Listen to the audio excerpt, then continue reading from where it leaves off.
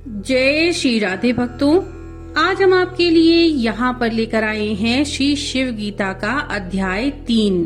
भक्तों, अध्याय 1 और 2 की लिंक डिस्क्रिप्शन में दी गई है। यदि आपने नहीं सुना है तो वहाँ पर जाकर के आप सुन सकते हैं। तो चलिए शुरू करते हैं श्री शिव गीता का अध्याय 3। अगस्त्य जी बोले, काम क्रोधादि से पीड़ित होकर के मनुष्य हितकारी वचन नहीं सुनता।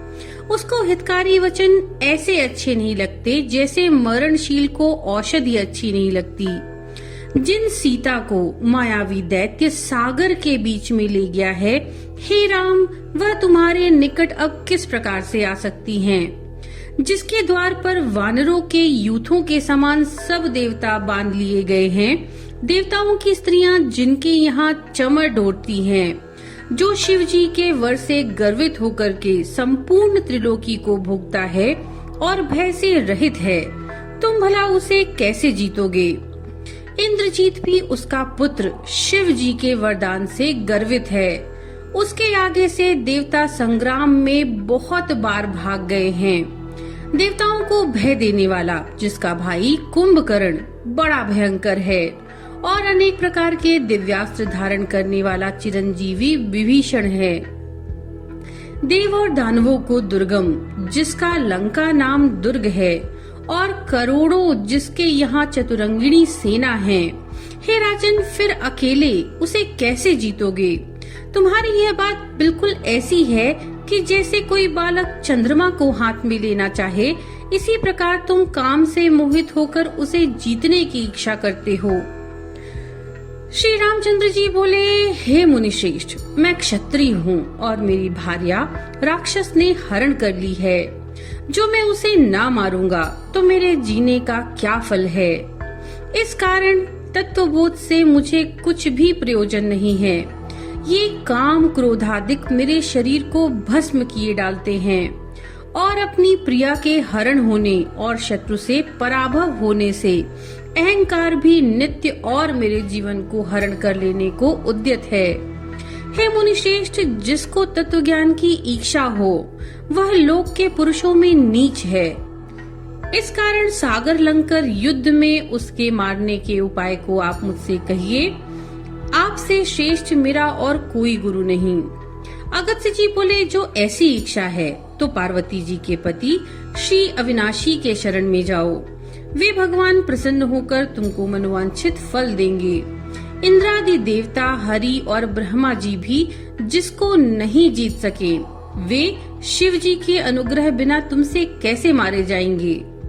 इस कारण विरजा मार्ग से मैं तुम्हें दीक्षा देता हूँ। इस मार्ग से तुम मनुष्यपन छोड़ करके तेजोमय हो जाओगे, जिसके प्रताप से युद्ध में शत्रुओं को मारकर संपूर्ण कामनाओं को प्राप्त हो जाओगे और संपूर्ण धरा मंडल को भोगकर अंत में शिवलोक को जाओगे।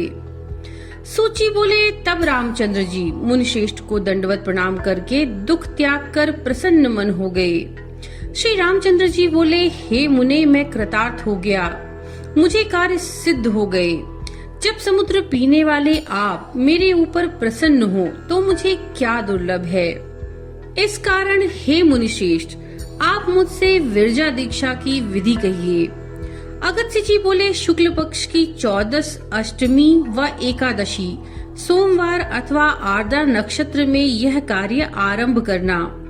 जिनको वायु श्रेष्ठ रुद्र अग्नि परमेश्वर निरंतर जगत के नियंता सर्वश्रेष्ठ ब्रह्मादिकों से भी परे शिव कहते हैं, जो ब्रह्मा विष्णु अग्नि वायु इनके भी उत्पन्न करने वाले हैं। इस प्रकार सदाशिव का ध्यान करके अग्नि बीज से ग्रहाग्नि ध्यान कर देह उत्पत्ति के कारणभूत जो पंच महाभूत हैं, वह वायु बीज से पृथक है। इस प्रकार की भावना करके उन महाभूतों के गुण का क्रम से ध्यान करो कि ग्रहाग्नि से दग्ध होने वाली भावना करावे। उसका प्रकार मात्रा अर्थात पंच महाभूतों के गुण रूप रस गंध स्पर्श और शब्द, ये 5 हैं। पृथ्वी में 5 ही गुण रहते हैं। जल में शब्द स्पर्श रूप रस ये 4, तेज में शब्द स्पर्श रूप ये 3, वायु में शब्द स्पर्श ये 2 और आकाश में शब्द ये 1 ही गुण रहता है। इसकी उत्पत्ति का क्रम आकाश से वायु, वायु से तेज, तेज से जल, जल से पृथ्वी उत्पन्न होती है और इससे विपरीत अर्थात पृथ्वी जल में, जल तेज में, तेज वायु में, वायु आकाश में लय हो जाता है।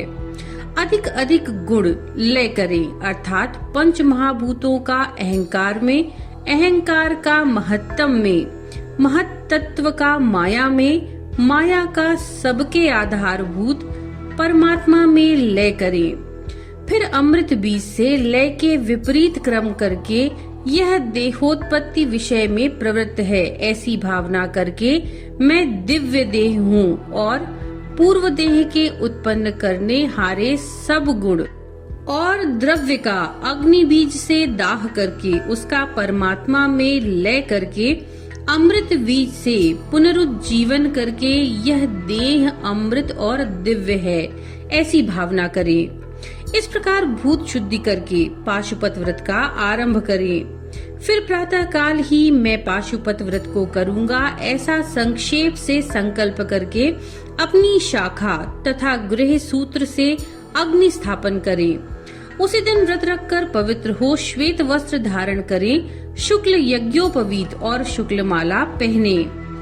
अंतःकरण एकाग्र करके प्राणापान व्यानो दान समाना में शुद्ध्यंताम तथा ज्योतिर्हम विरजा विपापमा भूयासम स्वाहा इत्यादि विरजा मंत्र के अनुवाक पर्यंत समिधा आज्य और चरु से हवन करें। हवन के अनंतर याते अग्नि यज्ञिया तनुः इस मंत्र से अग्नि को आत्मा में आरोपण करके अग्नि के भस्म को मंत्रों से अभिमंत्रित कर ललाट आदि अंगों में धारण करें। जिस ब्राह्मण के शरीर में भस्म लगी होती है वह महापातकों से भी छूट जाता है, इसमें संदेह नहीं है। जिस कारण से कि भस्म अग्नि का वीर्य है, मैं भी अग्नि वीर्य के धारण करने से बलवान हो जाऊंगा। इस प्रकार जो नित्य भस्म स्नान करते हैं तथा जितेंद्रिय हो भस्म पर शयन करते हैं वे सब पाप से मुक्त होकर शिवलोक को प्राप्त होते हैं। हे राजन, तुम इस प्रकार करो और शिव सहस्त्र नाम मैं तुमको देता हूँ, इससे तुम्हारे सब मनोरथ पूर्ण होंगे।